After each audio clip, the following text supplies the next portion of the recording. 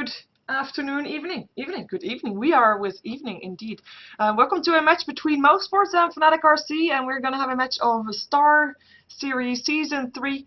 And as always, a disclaimer. This time is going to be a bit of a different disclaimer than normal, by the way. Because normally I say, like, I am not an official caster for Star Series.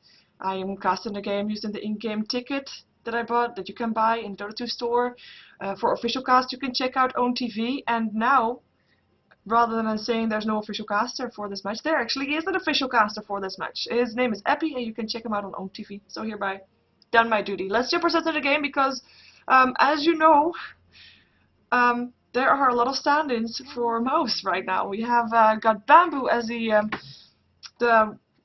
considered the sole member of Mouz in this team. I mean, of course, Black is playing as well, and he is, I think, still on the contract for Mouz, but I'm not 100% sure. We are not 100% sure if he's going to stick around, and he's, of course, standing in for Kebab for this remaining time. But we're going to see how they're going to do in this match. We also just saw Fnatic already playing. They're also playing with a stand-in, although they are only playing with one stand-in rather than 4. So let's see what these teams have got in store for us. We have a Chen band out, as well as a Lycan, a Leshrac, a Naga Siren, as well as a Wisp, which means that still the Darkseer is in the pool.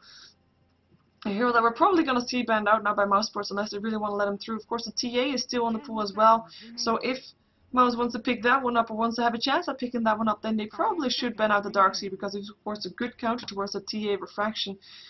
And from the heroes, of course, that we normally still see is, of course, we have the Rubik still in, we have the Tidehunter still in, and Invoker as well. We're going to see a TA actually being banned out by Mouz right now, so we still have the Darkseer in the pool. And we're going to see if a Fnatic wants to play with that one or rather go for the Rubik. At least Mouz make sure that they get at least one of those two. And, well, we'll see which one it's going to be. They're taking their time. And I have to say, both of these teams did not get any penalty, like we saw in the previous games that we saw today. They did not get any penalty for not being on time, because both of these teams were on time, even if we start 30 minutes after starting time. That was, of course, because of the game that we saw earlier, being played by Fnatic versus Dare, I believe was, already ran late. It was a pretty long game. So that's why we start this match a bit later as well. Because I'm just checking one thing. I do believe that the next game is not going to start without us. But the next game, already saying out loud, is Dare versus Quantic, will be played. So you can stay for that one as well if you want. Of course, at the same time, there's going to be the Tough Bananas versus Absolute Legends, casted by Toby, which might be a good match as well, because the Tough Bananas have been playing fairly well lately, so an entertaining team to watch as well. So you have two options at 8. But yeah, we got a Darkseer pickup from Fnatic, so they're going to leave the Rubik in. Let's see if Mouz actually wants to go for that, because of course we know that Rubik is usually the hero that Sing would play, and he is not in right now, so curious to see which one they want to go for. And they are going to go into bonus time for that one. And will they also, of course, it's a chance, will they pick up the Enigma? Because Darkseer Enigma combination is pretty deadly. So if they want to give it away, we don't know just yet. They pick up the Morphling as well as the Rubik, though. They go for the Morphling as their first pickup in the first 2 pickups. I mean, we have seen that before today. It was NextKZ that picked that one up. But lately, we have not seen Morphling being picked up that fast anymore. Of course, Morphling was played in the previous game as well, but not picked up as fast. Still not at least not as the first pick, but they still want to go for it, and they get him as well. So we're going to see if we're going to see an Enigma on the side of FnaticRC. Vacuum Black Holes are very powerful. At the same time, there is already a Rubik up on that Dire side, so Rubik is, of course, a counter towards that Enigma, and they go not for the Enigma, but they go for the Invoker as well as a Lone Druid.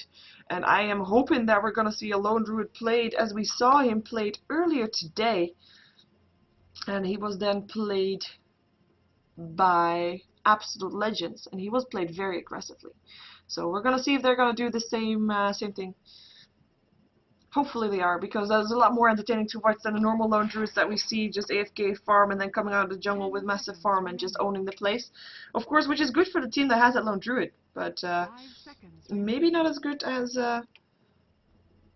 well, well, maybe it's not as entertaining as Lone Druid that I'd like to see. Anyway, they go for an Invoker as well, so we'll see probably a Rubik Invoker mid lane, depending if they want to have an Invoker as, a Rubik as support, or maybe supporting that Morphling, but we'll see.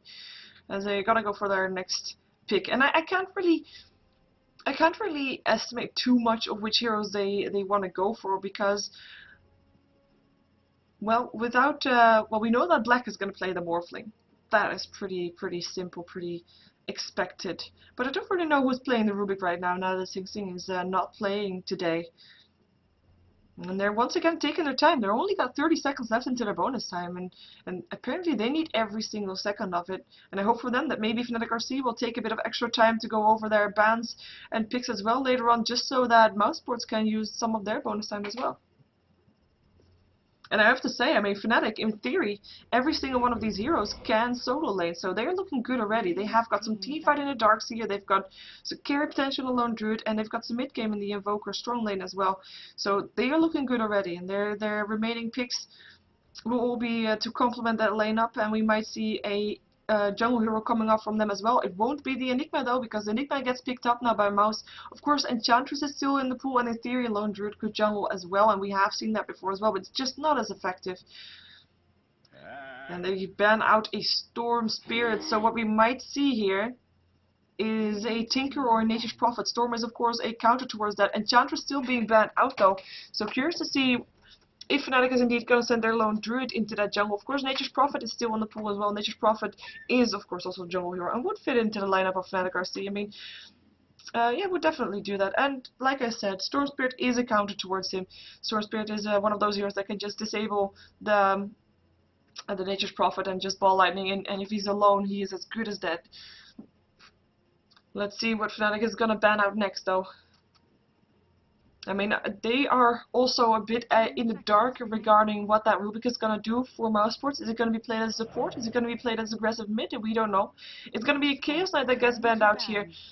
Of course, we have seen Chaos Knight combined with that Morphling before. It's the same role as the Templar Assassin would have, just to get the attention of the opponent's heroes before the Morphling is being enough, like we actually saw in the previous game, where Morphling actually won the game combined with that Chaos Knight. But they can't go for that one anymore. Tidehunter, the hero that actually made it through the draft so far, is going to be banned out by Mouse, just to make sure that most of the team fight for now is going to be on the side of Mouse Sports. And I say for now because I'm still expecting something to be picked up here.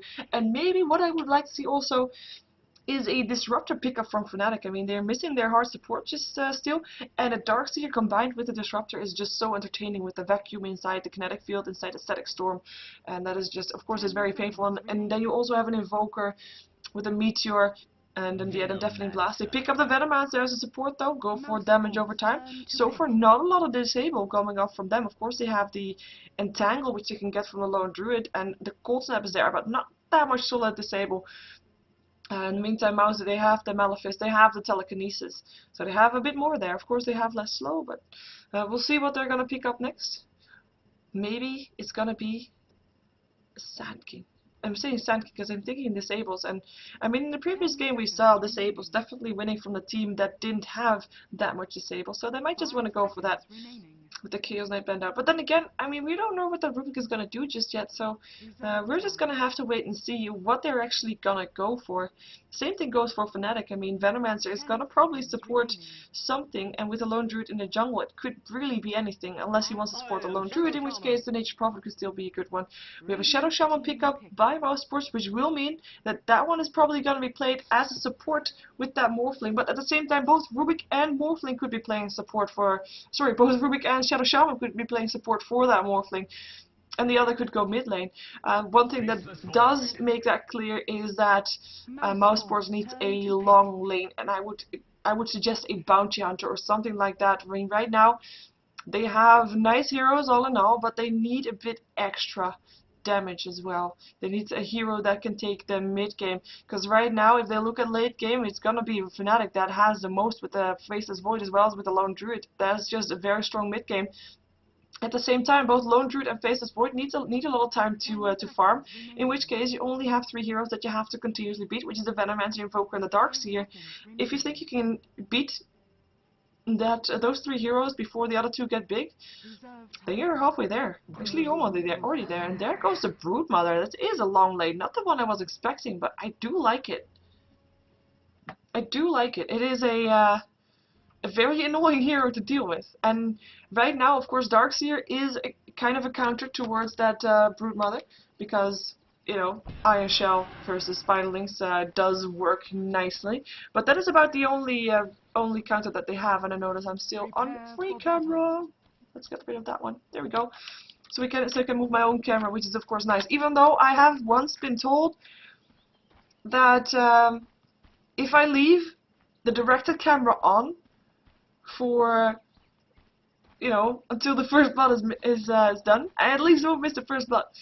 Maybe I should try that sometime. Even though I rarely miss first blood lately, so that's cool as well.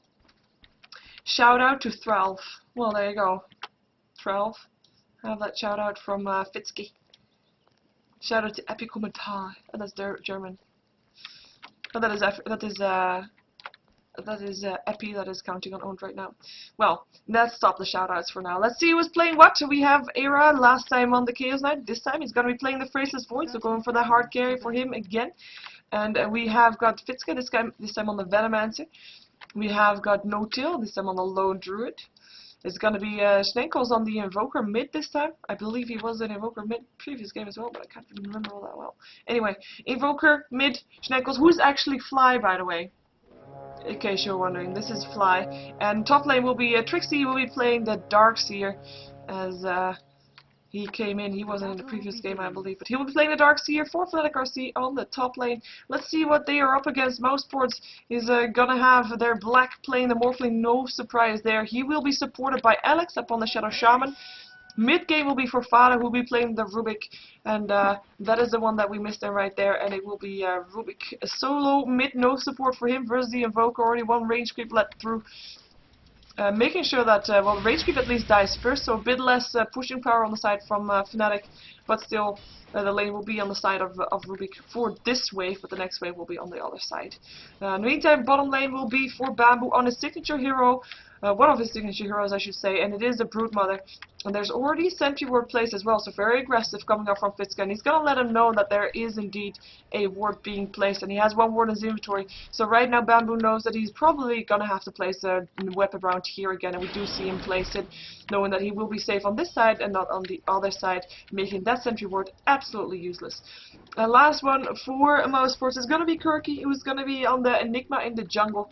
Going to be playing that role as well, semi-support, semi-initiator. Of course, we see the Enigmas going for mechanisms lately in the jungle, and I say lately because once it was just fast blink daggers and stuff like that, and I'm kind of hoping that will still be the case because it's just entertaining to watch. But I know that it's gonna be a hard thing. Alex being harassed by a bear with a surge and an iron shell. This is so annoying. It will be Kirka that has to throw down a Malefice and will help out. It's really gonna get some harassment for himself, but the bear will be resummoned shortly, I would expect, and actually will be snared, but he should be resummoned. There we go, and he's back inside the Radiant Jungle because that is where No Tail is farming on his Lone Druid. In the meantime, it is actually the Faceless Void that is up for this Broodmother, so in theory this Broodmother should have a pretty cool time. And there's Sentry Ward countering Sentry Ward, and it's actually gonna be able to get it out of course as well. Yeah, there we go. Sentry Ward gone.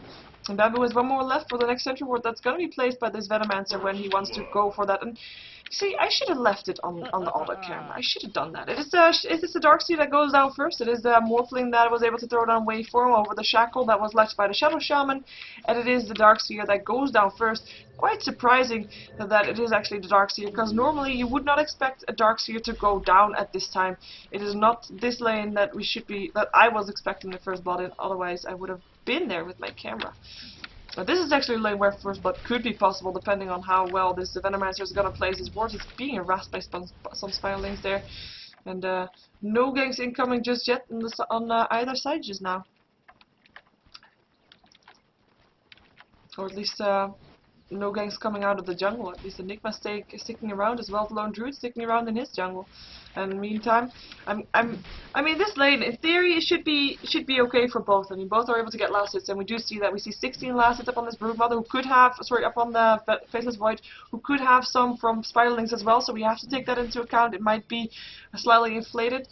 Broodmother, in the meantime, not being able to get that much, actually, surprisingly enough. He's 6 for 2 right now, and he feels like he is slightly at a disadvantage, perhaps. But right now, he's not too sad about that. As long as he gets his Soul Ring, he will be fine in the long run. At the same time, I'm thinking, like, normally you want a Broodmother, you know, to be able to continue to be on the lane, and one thing is that normally his opponent at some point has to leave the lane, like a Tidehunter, like a Sand King heroes that you normally see countering that one, because they have to leave the lane to be in team fights and such. But this Faceless Void can be on his lane like forever, so this might be tough for Bamboo to force him out of that one. But we'll see how well he's gonna do in that lane as time goes by. In the meantime, mid lane is going to be Fada, who's on 13 for 2 last hits, with the Invoker being on 20 for 3, so Invoker slightly winning this lane, pulling ahead, and he is going for a Quaswex build just to be able to burn away that mana from his opponent team, which is of course very important because Shadow Shaman and Rubik both are very mana dependent heroes, as well as the Enigma, so a nice one there. And he picks up a double damage as well, and he's got his face boots already, so he's a happy Invoker, able to get some last hit there. In the meantime, Morphling is definitely a happy Morphling. I mean, he did not get the last hit of the first blood, but he did get an assist, and he is getting free farm here. He's 28 for 8 right now, and he only has to deal with a Darkseer here who's gonna use his Surge to get himself into the safe side again. He picked up a Soul Ring on the Darkseer, so he's able to throw down that Iron Shell whenever he wants to, only losing a small portion of his health for that, but he pops himself actually to deal with that. And of course, as we saw earlier, he has the help of a bear, which is very welcome, obviously. And there comes a lot of trees, and there comes another web. There we go. I was gonna say. But yeah, he has the help of the bear. In the meantime, Telekinesis up on the Invoker being dropped inside the tower range, but I don't think anybody is gonna die here unless Fada's gonna overextend the Invoker. Sorry, the Enigma coming in here too late, and the Invoker will be fine. And nothing being done by Kirky just yet. He doesn't have a black hole just yet, so not really ready to leave the jungle. Picked up a Soul Ring to just continue being in that jungle for a long time. Bear gets taken down here, or gets resummoned, I should say. Or yeah, gets actually teleported back, so no real harm done. Meantime, will there be a shackle? Yes, there will be. Surge already on cooldown. Right clicks are there, but there's not enough space to go for that kill this time. But that is about the way that the first blood actually went. With the shackle there, as well as the ether shock from the Shadow Shaman, as well as the weave from over the top, that was enough damage to take down. And that Darkseer might see the same thing again here. It has a surge on 5 seconds again though, and the creeps wave is actually gonna help him out slightly. In the meantime, for both teams, I mean, we're having a Faceless Void versus a Morphling battle. That is fairly lame, slightly. Purely because both of these teams will be in no rush to really take the advantage. Both of the teams that will be, oh wow, this is just so annoying. Venomancer, what can he do? He cannot kill off all the Spiderlings. This might actually be a kill, and that is a kill! Bamboo! Picking off the Venomancer and goes up on the Faceless Void, gets a Chronosphere in the face actually, and a Bash was there as well, and Bamboo will drop here. At least that was not worth it. He should have turned back after that kill. He got greedy, but yeah. That was a kill on the Venomancer. That is just how easy it can go, and the Spiderlings are actually very scary. Look at Era. He's backtracking a lot of that damage, as you can see, all the emotions and stuff like that, or yeah, whatever it's called. But yeah, it's very painful to deal with that, and we saw that being saw Venomancer being an example of that one. We have the Rubik in the meantime. He got boots, but he is very far behind the Invoker right now. Invoker level 7, Rubik level 5, so definitely being outlaned right here. 41 for 11, and it is 15 for 3 upon this Rubik, so definitely massive difference there, as that will hurt them later on. They need that Rubik to be at that level 6. They need something to deal with that, because otherwise they just have a Morphling versus and a Lone Druid and a Faceless Void, and in a way, that is not good. Tornado will pick up the Rubik. Cold Snap there as well. Will he die? This Venomancer in there as well. Lands a Gale. And actually, Gale missed. There's still going to be enough damage. The trace is there, but it's not going to be in time. They will maybe take down this tower, though. Venomancer board is helping out.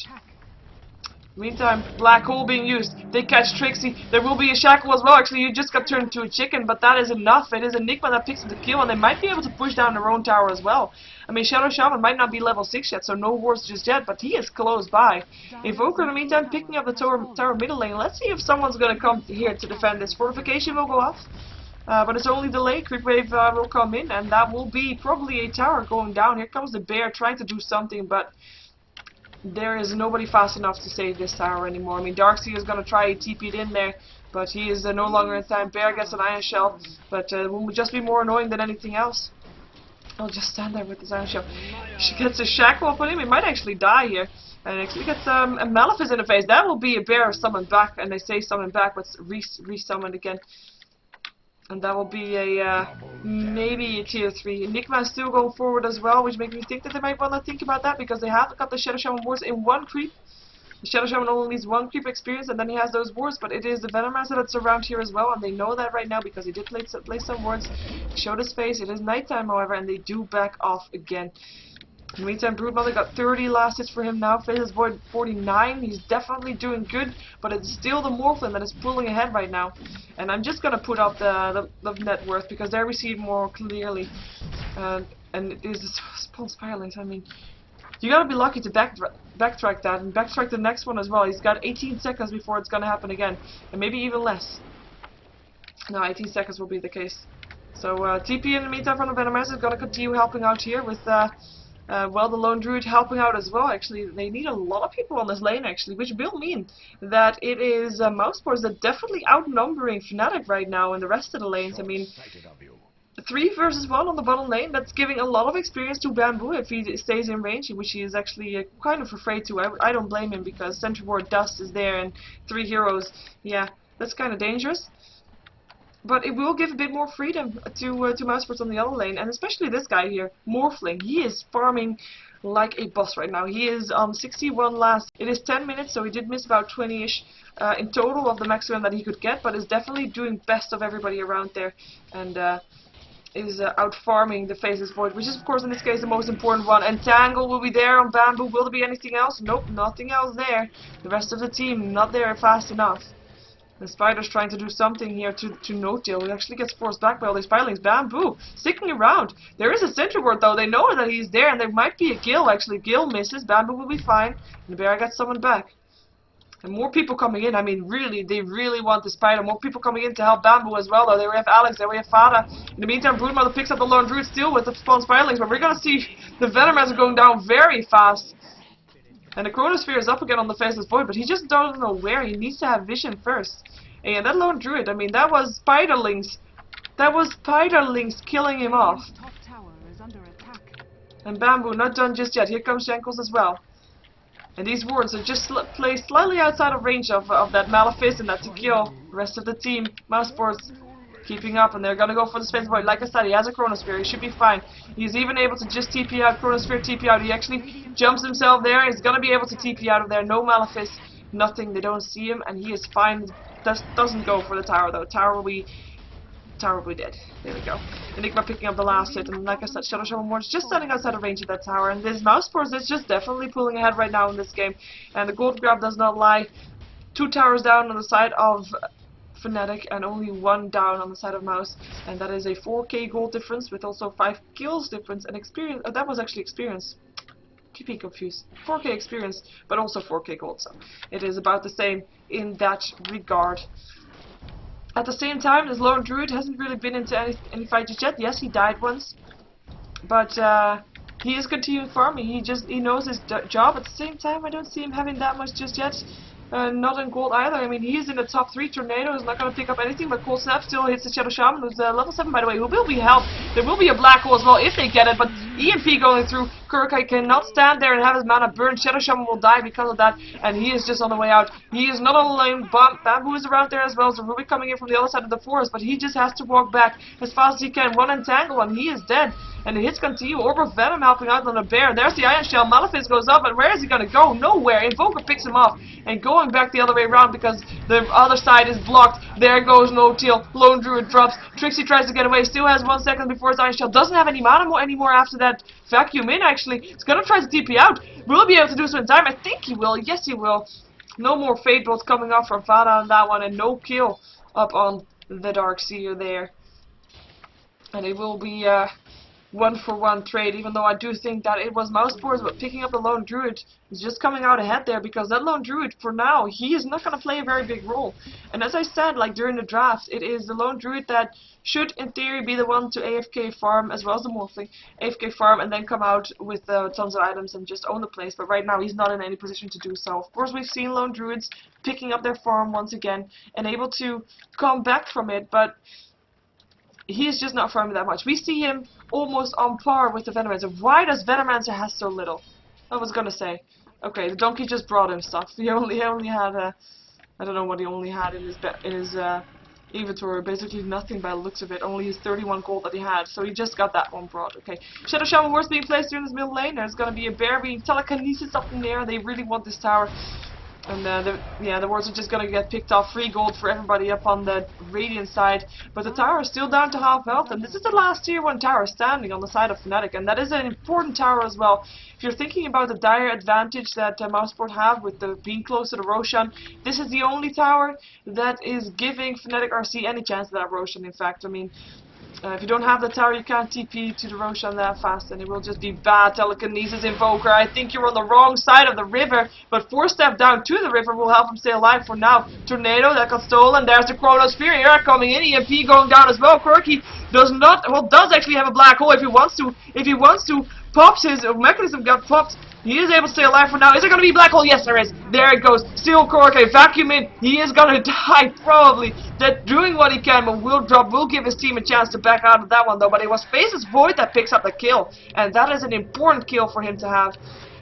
And he is just going to go back to farming up on that top lane right now. And he's going to go for Battle Fury. This is the hero that Mouzsport should really watch out for. At the same time, we look at net worth and we see that it is the Morphling that is just so very far ahead here. I mean, tier 2 tower dropped here as well, and it was Morphling, I believe, that picked up the gold from that. Yes, it was. So that happened during the same time, and he's going for an Ethereal Blade. And if you look at the lineup for Fnatic, I mean, okay, Backtrack can stop that Ethereal Blade, but Invoker, Venomancer, and Darkseer are pretty perceptible for that Ethereal Blade. So we're going to see how they're going to deal with that. And I didn't mention the Lone Druid, though. At the moment, he is very perceptible for that, because he is just so underfarmed. But he should be more tanky as the time goes by, and he should be able to live through it. But we'll see how that goes. We'll see how far that Morphling can get ahead, because he definitely is ahead. Let's see what this courier is bringing. It is a vitality booster, and it's going to go towards the way of this guy, who then has finished his Vanguard to be able to stay alive longer. In the meantime, Bamboo's still happy on this bottom lane. And is going to be up for his Darkseer now. The one that I expected to be there from the beginning, but the Darkseer Ice Shell will clear off Spiralings, will clear off creeps, and Bamboo cannot do that much against him unless he really wants to turn around and try to get a kill. Surge. In the meantime, sorry, I was just was occupied there for a minute, just checking out how that went. But it was the Invoker that died to the Rubik. Wow, that was really brain-like. Double damage of Rubik helping out. Rubik also picking up the last hit of the tower. Wow.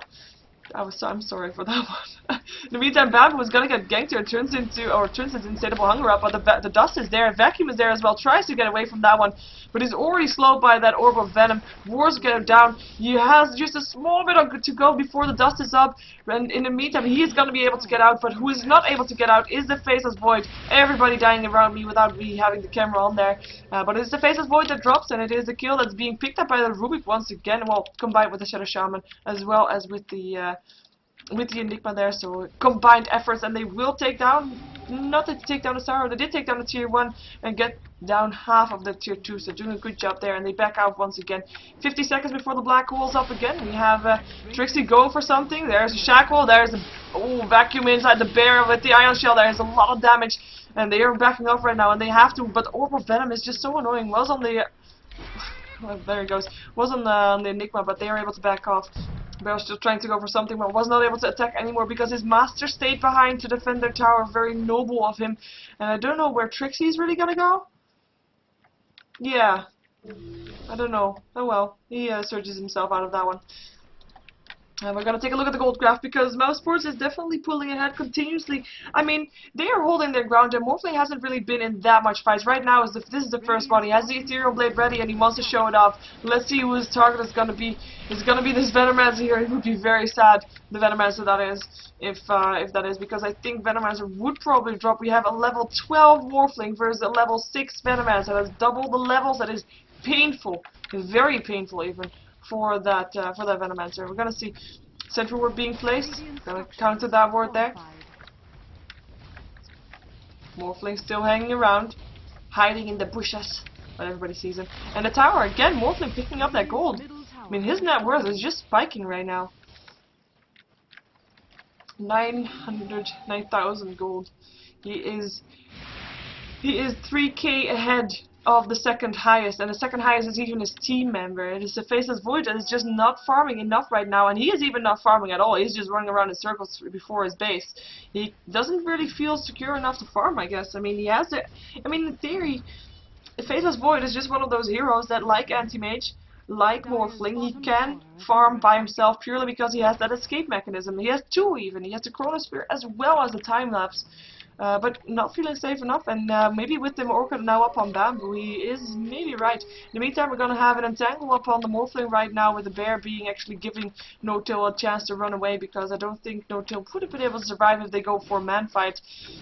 Ethereal Blade still not used though. He has replicated into his illusion on the bottom lane. 5 heroes of Mouse wanting to go for this one, wanting to go for this tower. Spiral is helping out. Tornado EP going off, doing what they can. Telekinesis in the meantime up on Invoker, forced himself back. Tornado got stolen, only lifts up the Venomancer. Surge up for Trixie. What does he want to do? He wants to throw down a wall as well as a vacuum perhaps. There's the Ethereal Blade. Bye Trixie, or are you back? No, you're still alive. Now you're dead. And Morphling still managed to pick up the kill. Nice vacuum and the illusion as well though. Morphling being chased down by the Bear as well as by his own illusion. And we still have Kuriki looking for that black hole, but he's getting cold snapped and he uses his mechanism already. Is it gonna be enough? Gets entangled, cannot go anywhere, and it is the Faceless Void that just jumps in there, gets a Chronosphere, but only on the support Shadow Shaman, who plays down a ward, and the Chronosphere was actually stolen by the Rubik.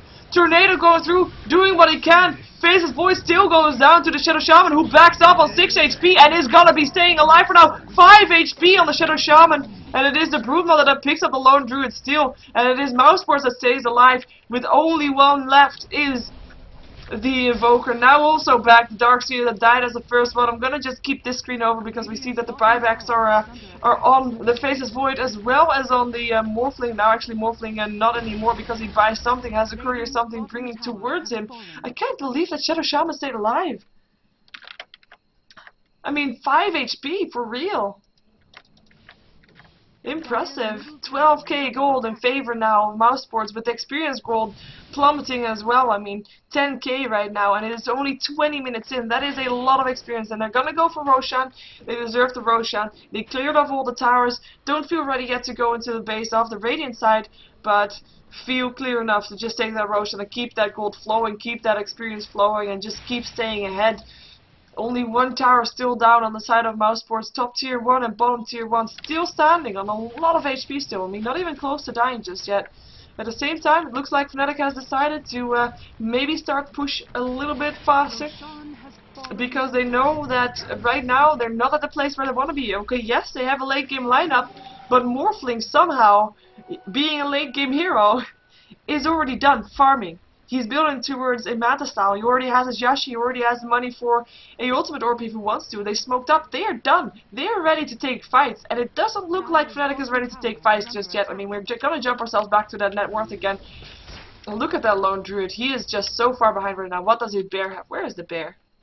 Confusing. Doesn't he have a bear? He has to wait 15 seconds for another bear, it seems. Which may also be a reason why he is... Was there still someone there? Trixie! I thought he was out there. Bamboo dominated. He has died once, and he is 5 for 1. He is doing a very good job. In the meantime, mid lane, it's going to be Quirky. He was looking for a black hole. Is he going to be able to get it still? Forced up, turns around, black hole gets interrupted instantly already. Enigma is going to be too far in. He's going to go down here. It's Lone Druid that picks up the kill. Shadow Shaman now has to back out again as well with a Venomancer ulti up on him.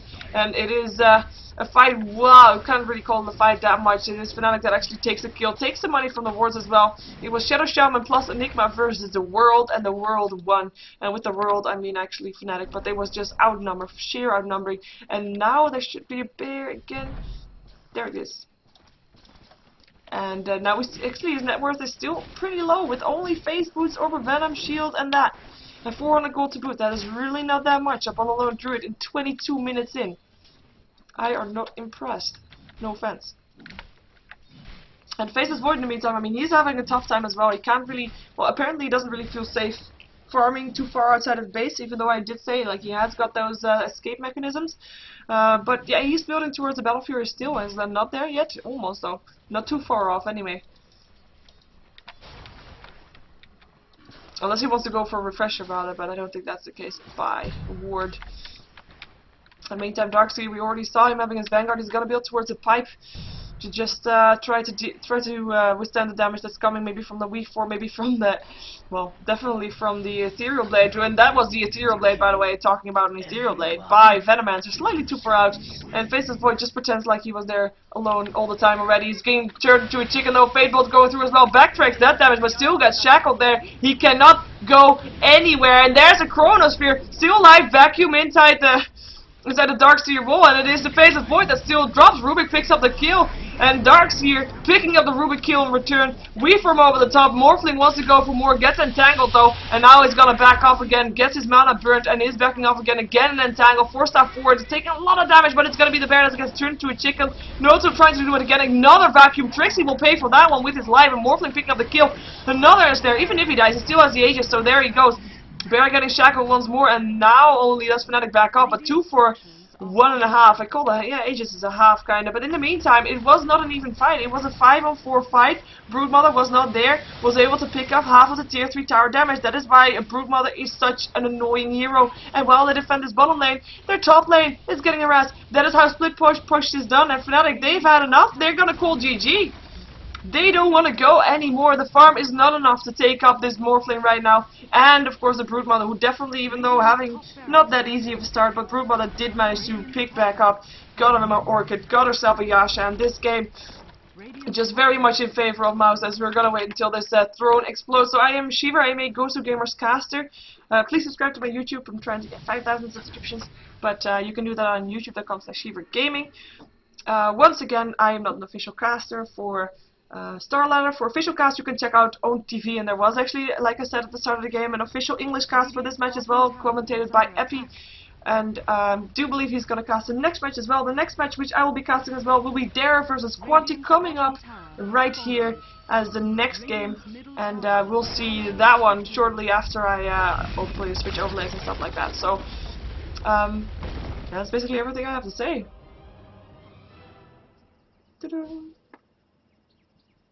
Gonna see the end screen for a while, so we'll stay tuned. More Dota 2 action coming up between Dare and Quantic, and we'll be right back. Don't go anywhere.